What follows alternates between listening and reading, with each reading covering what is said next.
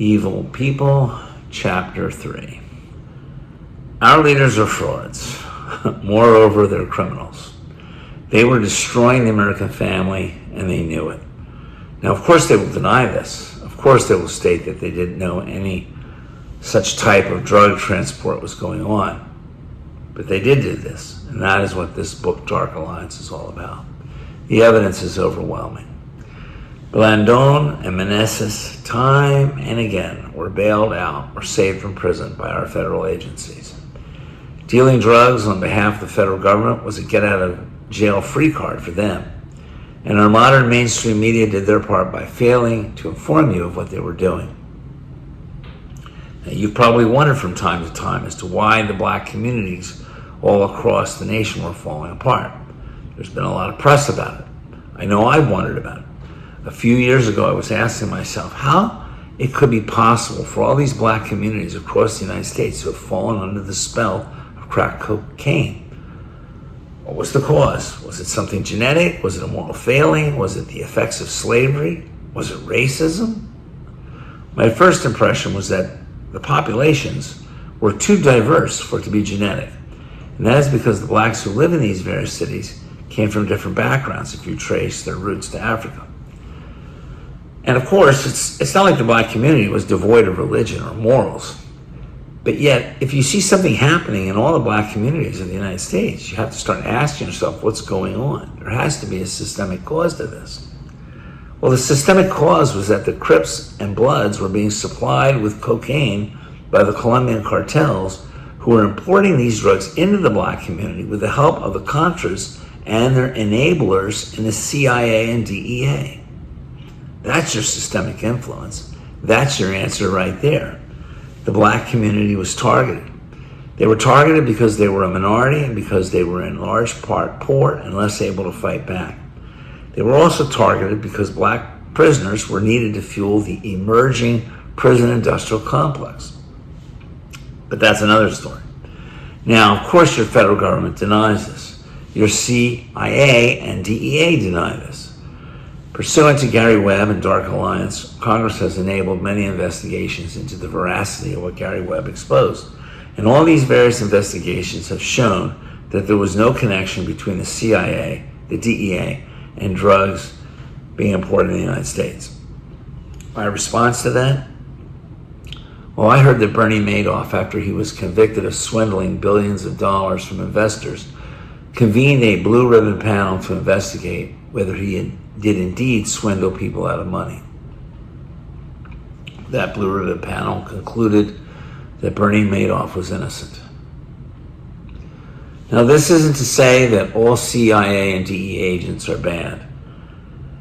There are good people in these agencies who are trying to do the right thing.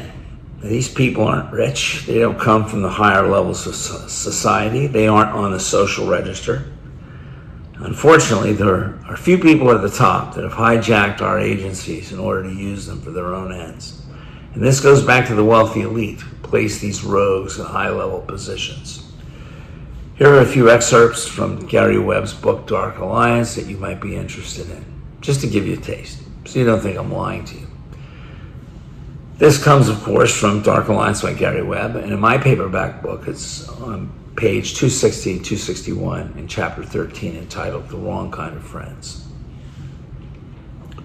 Miranda, a former Sandinista intelligence officer who became a double agent for the CIA during the Contra War and has worked as a DEA informant in recent years, said the cocaine brought from Colombia by Medellin cartel pilots arrived in Costa Rica in square 25-kilo packages.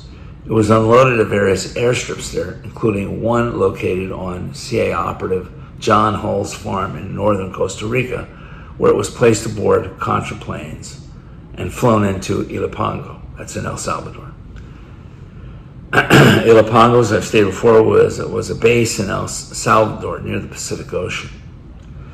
Once it had arrived at the Salvadoran base, Miranda said Aguado Meneses supervised the loading of the cocaine onto U.S.-bound aircraft owned by the Salvadoran Air Force, and on occasion, a Miami-based CIA contractor, Southern Air Transport.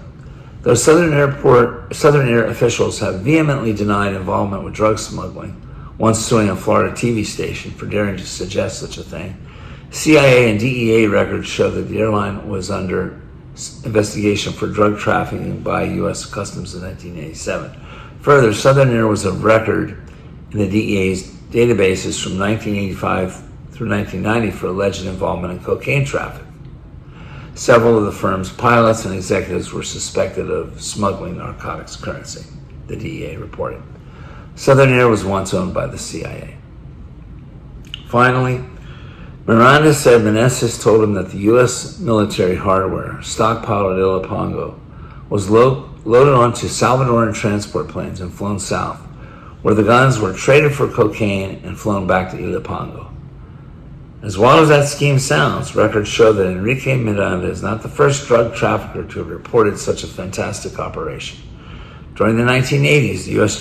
Justice Department received at least 3 other reports from reliable informants detailing arms for drug swaps involving the Medellin cartel, the Contras, and elements of the U.S. government. Now, this is the New World Order you live in. And it's very much like the old New World Order that has been going on in Central America for a long time. Thank you.